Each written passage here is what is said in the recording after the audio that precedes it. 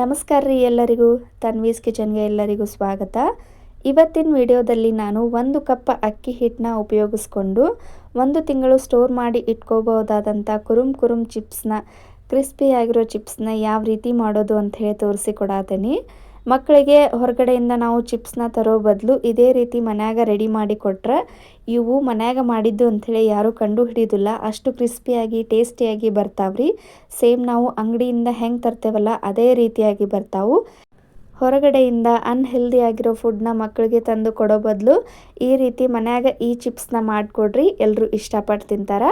ಬರೀ ಹೆಂಗಿದ್ರೆ ಈ ಕುರುಮ್ ಚಿಪ್ಸ್ನ ಯಾವ ರೀತಿ ಮಾಡೋದು ಅಂಥೇಳಿ ನೋಡ್ಕೊಂಡು ಬರೋಣ. ಫಸ್ಟ್ ನಾನಿಲ್ಲೇ ಒಂದು ಪ್ಯಾನ್ನ ಬಿಸಿ ಮಾಡೋಕ್ಕಿಟ್ಟು, ಪ್ಯಾನ್ ಸ್ವಲ್ಪ ಬಿಸಿಯಾಗಿಂದ 1 ಕಪ್ಪಿನ ಅಳತೆಯಲ್ಲಿ 1 ಕಪ್ ನೀರು, ಒಂದು ಸ್ವಲ್ಪ ನೀರು ಬಿಸಿಯಾಗಿಂದ ಅದಕ್ಕೆ ಅರ್ಧ ಟೀ ಸ್ಪೂನಷ್ಟು ಉಪ್ಪು ಮತ್ತು ಅರ್ಧ ಟೀ ಸ್ಪೂನಷ್ಟು ಅಜಿವಾನ, ಒಂದು ಸ್ವಲ್ಪ ಅರ್ಧ ಟೀ ಸ್ಪೂನಷ್ಟು ಜೀರಿಗೆ, 1 ಟೀ ಸ್ಪೂನಷ್ಟು ಬಿಳಿ ಎಳ್ಳನ್ನ ತೊಗೊಳಕತ್ತೇನೆ ರೀ.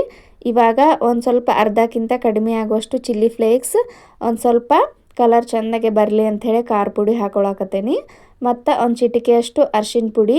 ಇವಾಗ 1 ಟೀ ಸ್ಪೂನಷ್ಟು ತುಪ್ಪನ ಯೂಸ್ ಮಾಡ್ಕೊಳತ್ತೇನೆ ರೀ. ನೀವು ತುಪ್ಪ ಬದಲಿಗೆ ಎಣ್ಣೆ ಬೇಕಾದರೂ ಯೂಸ್ ಮಾಡ್ಕೋಬೋದು. ಇವಾಗ ಇದನ್ನೆಲ್ಲ ಒಂದು ಸರ್ತಿ ನೀಟಾಗೆ ಮಿಕ್ಸ್ ಮಾಡ್ಕೋಬೇಕ್ರಿ. ನೀಟಾಗೆ ಮಿಕ್ಸ್ ಮಾಡಿಕೊಂಡು ಈ ನೀರು ಕುದಿ ಬರಬೇಕು. ನಾನಿಲ್ಲೇ 1 ಕಪ್ ನೀರಿಗೆ ಎಷ್ಟು ಬೇಕೋ ಅಷ್ಟು ಖಾರ ಉಪ್ಪನ್ನು ತೊಗೊಳಕತ್ತೇನೆ ರೀ. ನೀವು ನೀರನ್ನ ಎಷ್ಟು ತೊಗೋತಿರಲ್ಲ ಅದರ ಮೇಲೆ ಉಪ್ಪು ಖಾರನ ಹಾಕಿ ಮಿಕ್ಸ್ ಮಾಡ್ಕೊರಿ. ಇವಾಗ ನೋಡ್ರಿ 1 ಕುದಿ ಬಂದೈತಿ, ನೀರು ಕುದಿ ಬರತೈತಿ. ನೀರು ಕುದಿ ಬಂದಿಂದ ಈ ರೀತಿ ಇನ್ನೊಂದು ಸರ್ತಿ ನೀಟಾಗೆ ಮಿಕ್ಸ್ ಮಾಡಿಕೊಂಡು, ಇವಾಗ ನಾವು ಯಾವ ಕಪ್ನಾಗ ನೀರು ತೊಗೊಂಡಿದ್ದೀವಲ್ಲ ಅದೇ ಕಪ್ನಾಗ ಪೂರ್ತಿ 1 ಕಪ್ ಆಗುವಷ್ಟು ನಾನಿಲ್ಲೇ ಅಕ್ಕಿ ಹಿಟ್ಟನ್ನ ತೊಗೊಳಕತ್ತೇನೆ ರೀ. ಅಕ್ಕಿ ಹಿಟ್ಟನ್ನ ಯೂಸ್ ಮಾಡಿ ಚಿಪ್ಸ್ ಮಾಡೋದ್ರಿಂದ ಚಿಪ್ಸು ಭಾಳ ಕ್ರಿಸ್ಪಿಯಾಗಿ ಬರ್ತಾವ್ರಿ. ಸೇಮ್ ನಾವು ಅಂಗಡಿಯಿಂದ ಹೆಂಗೆ ತರ್ತೇವಲ್ಲ ಅದೇ ರೀತಿ ಇರ್ತಾವು. ಇವಾಗ ಅಕ್ಕಿ ಹಿಟ್ಟನ್ನ ಪೂರ್ತಿ ಗ್ಯಾಸ್ನ ಲೋ ಫ್ಲೇಮ್ನಲ್ಲಿ ಇಟ್ಕೊಂಡು ಈ ರೀತಿ ನಿಧಾನವಾಗಿ ಮಿಕ್ಸ್ ಮಾಡ್ಕೋಬೇಕ್ರಿ. ಮಿಕ್ಸ್ ಮಾಡ್ಕೊಂಡಿಂದಾಗಿಂದ ಈ ಸ್ಟವ್ನ ಆಫ್ ಮಾಡಿಬಿಡಬೇಕು. ಸ್ಟವ್ನ ಆಫ್ ಮಾಡಿ ಇದೆಲ್ಲ ಪೂರ್ತಿ ತಣ್ಣಗೆ ಆಗಬೇಕು, ಕೈಗೆಟಕುವಷ್ಟು ತಣ್ಣಗೆ ಆಗಬೇಕು. ಒಂದು 5 ನಿಮಿಷ ಪೂರ್ತಿ ತಣ್ಣಗೆ ಆಗಕ್ಕೆ ಬೇಡ್ರಿ. ನೋಡ್ರಿ ಈ ರೀತಿ ಕೈಲೇ ಮುಟ್ಟು ನೋಡ್ಬೇಕು ನಾವು. ಬಿಸಿ ಹತ್ತಲಿಲ್ಲ ಅಂದ್ರೆ ಇವಾಗ ಸ್ಪೂನ್ಗೆ ಹತ್ತಿರೋ ಹಿಟ್ಟನ್ನೆಲ್ಲ ನೀಟಾಗಿ ಬಿಡಿಸ್ಕೊಂಡು ಇವಾಗ ಇದಕ್ಕೆ 2 ಟೀ ಸ್ಪೂನಷ್ಟು ನಾನಿಲ್ಲೇ ಅಡುಗೆ ಎಣ್ಣೆನ ಸೇರಿಸ್ಕೊಳಕತ್ತೇನೆ. ನೀವು ಅಡುಗೆ ಎಣ್ಣೆ ಬದಲಿಗೆ ತುಪ್ಪನೂ ಯೂಸ್ ಮಾಡ್ಕೋಬೋದು. ನೋಡ್ರಿ ಇವಾಗ ಅಡುಗೆ ಎಣ್ಣೆ ಸೇರಿಸ್ಕೊಂಡಿಂದ ಈ ರೀತಿ ಕೈಲೇ ಎಲ್ಲನೂ ನೀಟಾಗಿ ಮಿಕ್ಸ್ ಮಾಡಿಕೊಂಡು ಇದನ್ನು ನಾವು ಚಪಾತಿ ಹಿಟ್ಟನ್ನ ಯಾವ ರೀತಿ ಕಲಿಸ್ತೀವಲ್ಲ ಅದೇ ರೀತಿ ಹಿಟ್ಟನ್ನ ಕಲಿಸಿ ಇಡಬೇಕು. ನೋಡ್ರಿ ಈ ರೀತಿ ಸ್ವಲ್ಪವಾಗಿ ಮಿಕ್ಸ್ ಮಾಡ್ಕೋಬೇಕು, ಅಂದ್ರೆ ಉಪ್ಪು ಖಾರ ನೀಟಾಗಿ ಎಲ್ಲ ಹಿಟ್ಟೊಳಗೆ ಮಿಕ್ಸ್ ಆಗ್ತೈತ್ರಿ. ಈ ರೀತಿ ಹಿಟ್ಟನ್ನ ನಿಧಾನವಾಗಿ ಕಲಿಸೋದ್ರಿಂದ ಚಿಪ್ಸು ಭಾಳ ಟೇಸ್ಟಿಯಾಗಿ ಬರ್ತಾವ್ರಿ, ಮತ್ತು ಎಲ್ಲೂ ಕ್ರ್ಯಾಕದು ಏನು ಬಿಡಂಗಿಲ್ಲ, ಭಾಳ ನೀಟಾಗಿ ಬರ್ತಾವು.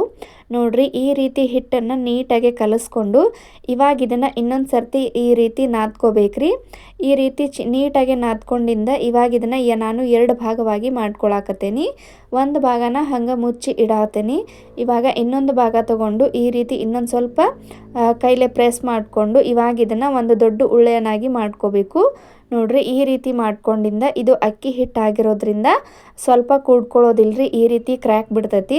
ಇವಾಗ ಇದನ್ನು ಸುತ್ತ ಈ ರೀತಿ ಮಾಡ್ಕೋಬೇಕು, ಅಂದ್ರೆ ಸ್ವಲ್ಪ ಕ್ರ್ಯಾಕ್ ಬಿಟ್ಟಿರೋದೆಲ್ಲ ನೀಟಾಗೆ ಆಗ್ತೈತಿ. ಕ್ರ್ಯಾಕ್ ಬಿಟ್ಟರು ನಡಿತೈತ್ರಿ, ನೀವೇನು ಟೆನ್ಷನ್ ಮಾಡ್ಕೊಳಕ್ಕೆ ಹೋಗಬೇಡ್ರಿ.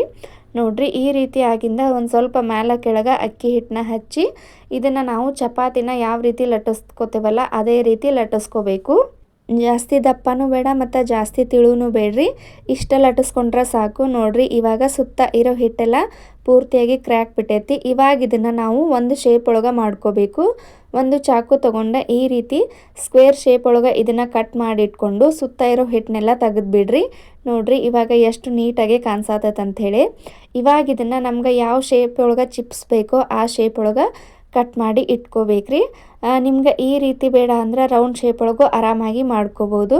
ನೋಡ್ರಿ ಎಷ್ಟು ನೀಟಾಗಿ ಹಿಟ್ಟು ಅಕ್ಕಿ ಹಿಟ್ಟಾಗಿರೋದ್ರಿಂದ ಎಲ್ಲೂ ಏನೂ ಅಂಟಂಗಿಲ್ಲ, ಅಷ್ಟು ನೀಟಾಗಿ ಚಿಪ್ಸು ಬರ್ತಾವ್ರಿ. ನೋಡ್ರಿ ನಾನು ಯಾವ ಸೈಜ್ ಒಳಗೆ ಚಿಪ್ಸ್ನ ಮಾಡ್ಕೊಂಡೇನಂಥೇಳಿ, ಅಗದಿ ದಿಪ್ಪು ಇಲ್ಲ ಮತ್ತು ಅಗದಿ ತಿಳುನೂ ಇಲ್ಲ, ಇಷ್ಟಾದ್ರೆ ಸಾಕ್ರಿ. ಈ ರೀತಿ ಎಲ್ಲ ಹಿಟ್ಟನ್ನು ರೆಡಿ ಮಾಡಿ ಚಿಪ್ಸ್ನ ಇಟ್ಕೋರಿ.